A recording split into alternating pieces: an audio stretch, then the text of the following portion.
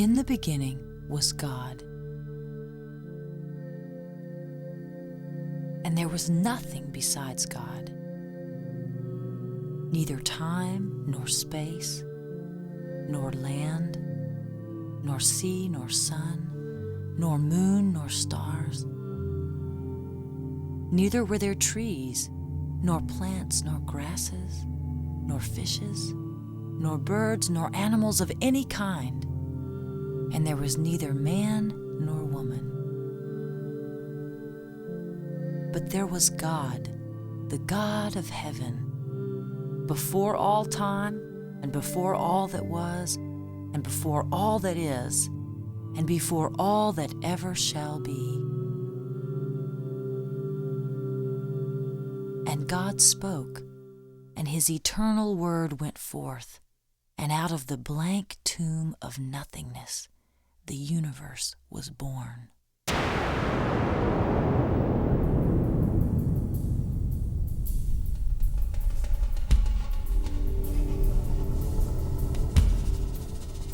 And so God created the heavens and the earth.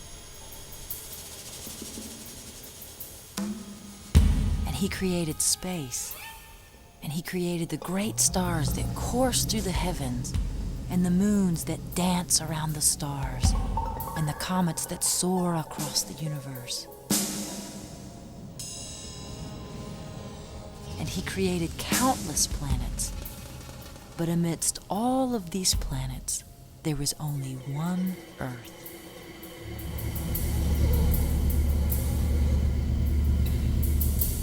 Now the Earth was completely formless and wild, and everything on its surface was shrouded in perfect darkness. But the Spirit of God was there, and it moved like a wind over the face of the deep waters. Then God spoke, saying, "Let there be light." And there was light.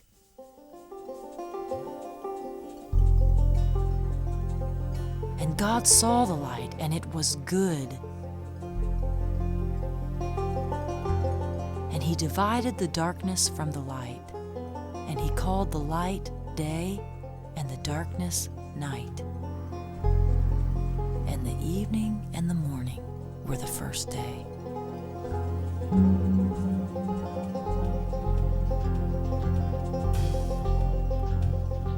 And God spoke again, making a white canopy of clouds above the earth.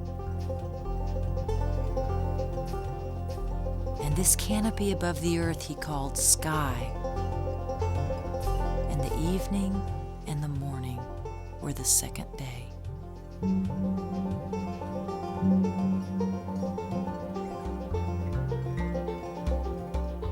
Then God gathered together the waters on the face of the earth until dry land began to appear.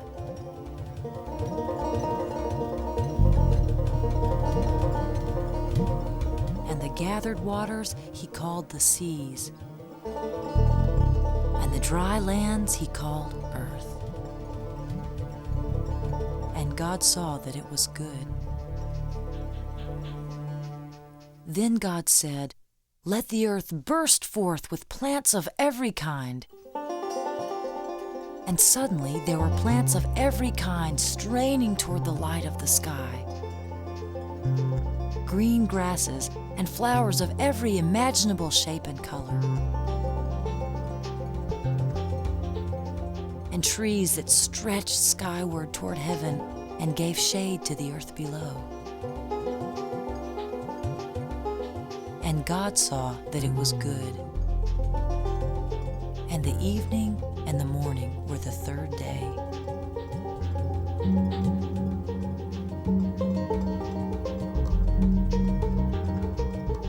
And again God spoke, saying, "Let the moon and sun and stars show themselves in the sky above the earth.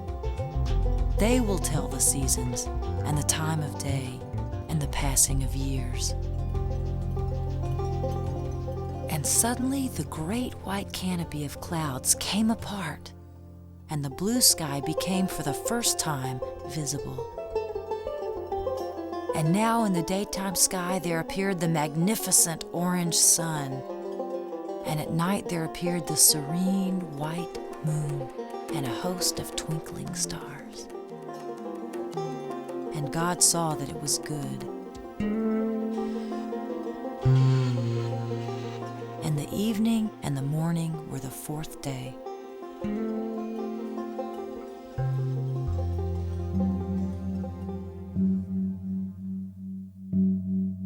Then God spoke, saying, "Let the waters bring forth fish,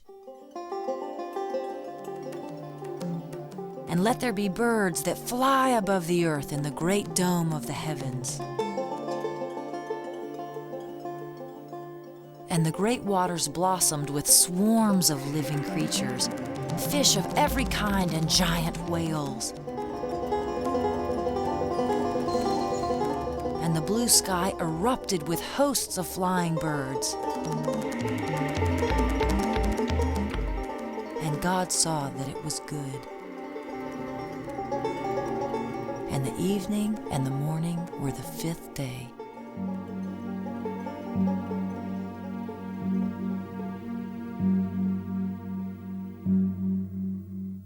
Then God said, "Let there be animals on the land." And the earth brought forth all the animals.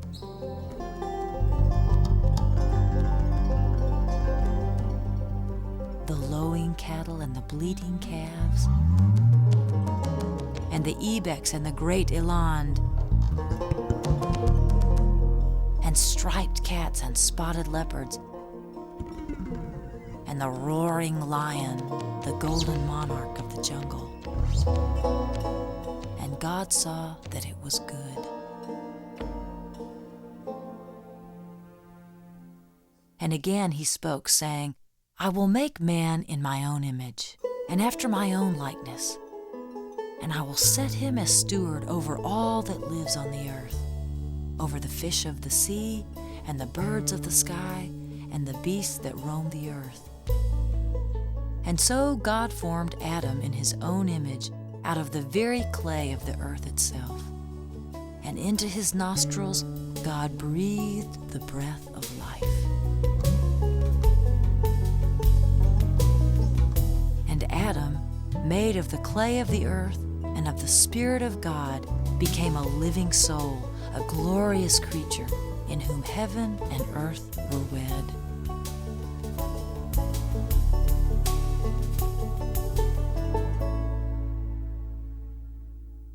And God put Adam in a garden, and out of the ground of the garden there grew every tree that is pleasant to the sight and good for food. There was also the tree of life in the middle of the garden, as well as the tree of knowledge of all things good and evil. Now of this last tree God had spoken to Adam, saying, "You can eat the fruit of every tree in the garden, except the fruit of the tree of knowledge of good and evil. That fruit you must not eat, because on the day you eat it, you will die." And as God had named Adam, Adam named each of the creatures that were with him in the garden. And God made Adam responsible for them and for the garden in which they lived, to tend it and to keep it. And although the host of animals that were with Adam in the garden each reflected the glory of their Creator in its own way, none of them was anything like Adam.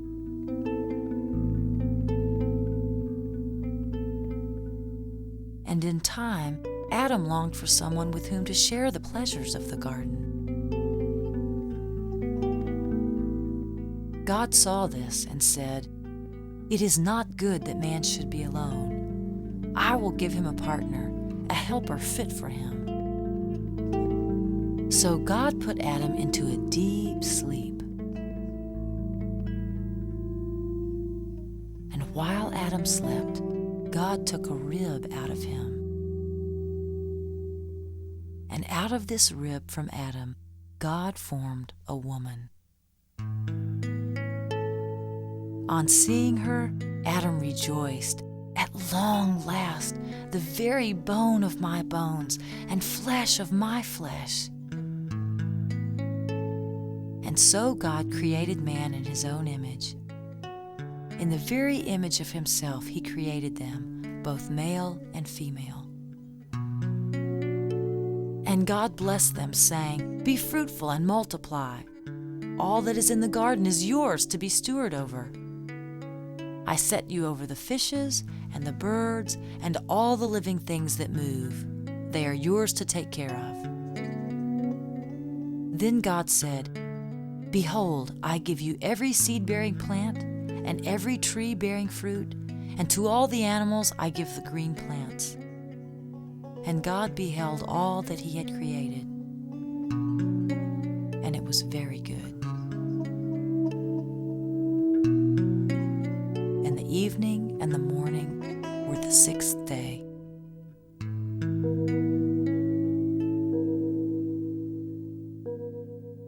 Thus the heavens and the earth were finished, and all that was in them.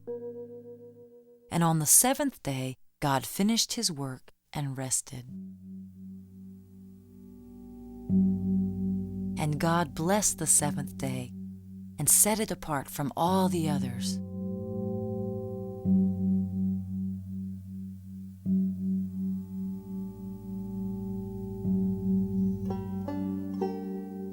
Holy, holy, holy is the Lord. Heaven and earth are full of your glory.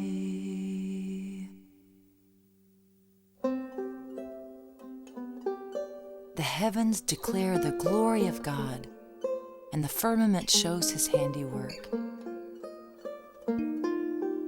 Day and night, without words, without a voice, they declare his glory to the end of the world. Now Adam and Eve rejoiced greatly in the exquisite paradise that God had created for them. But one day the serpent, who was the slyest of all the animals in the garden, approached Eve and spoke to her. "So I understand that God has forbidden you to eat all of the fruit in the garden." "No," Eve said. "We can eat all the fruit that we want to eat. It's only the fruit of the tree in the center of the garden that we can't eat, the tree of the knowledge of good and evil. God has said that if we eat it, we will die."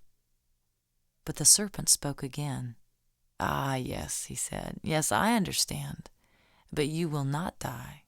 He only said that because he knows that on the day you eat of it, your eyes will be opened, and you will be like gods yourselves."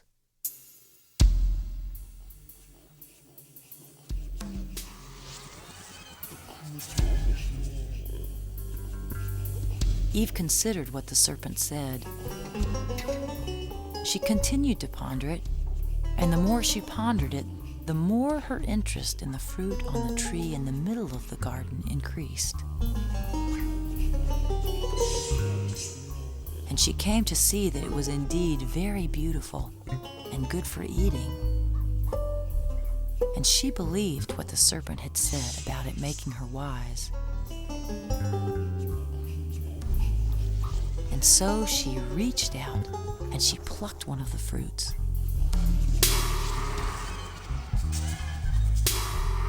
Then she took it to Adam and told him what the serpent had said, that they would not die if they ate it, and they would be like gods. And so she ate from it. And Adam too saw how beautiful the fruit was, and ate from it.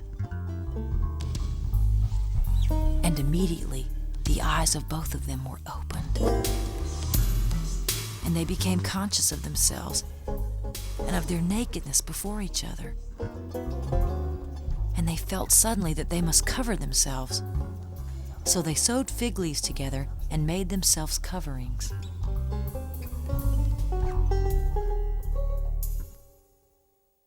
Now God enjoyed the company of Adam and Eve, and Adam and Eve greatly enjoyed the company of God.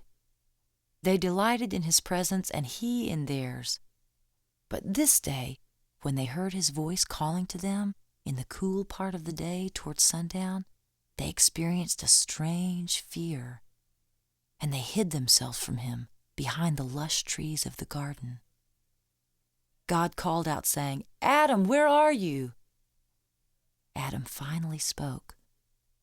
"When I heard your voice, I became afraid because of my nakedness.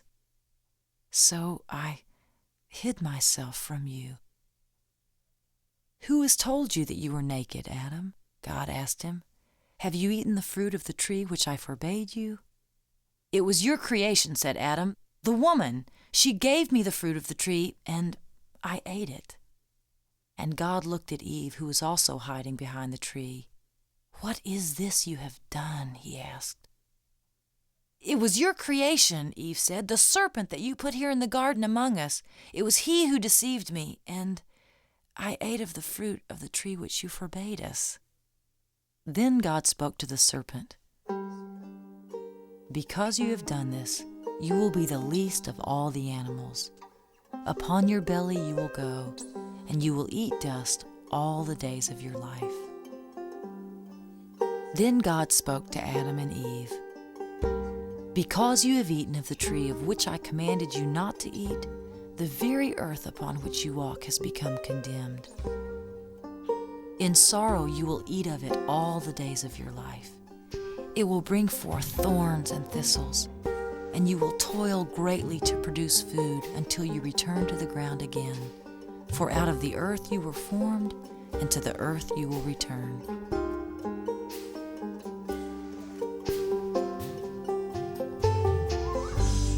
Then God took pity on the man and woman, and he replaced their coverings of fig leaves and made them clothes from animal skins. And these two creatures, whom he had made of earth in his own image, and who possessed in themselves his very own breath, he sent out of the garden that he had made for them.